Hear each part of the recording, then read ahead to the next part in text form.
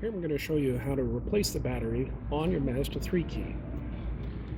On the back of the key, there's a little tab. Flex it over to the side, pull out the key. Take a little flathead screwdriver,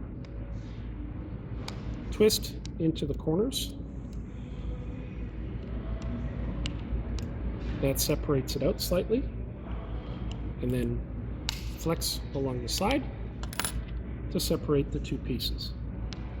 The back of the key is going to show you which type of battery that your key fob uses.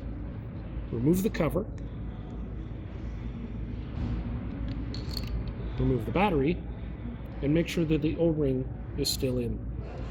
Replace the battery with the new one, put your cover on, put your back plate on,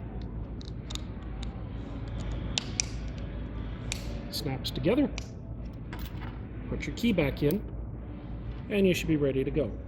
The top corner of the key will always show a little red light to let you know that you have battery power and you've done it correctly.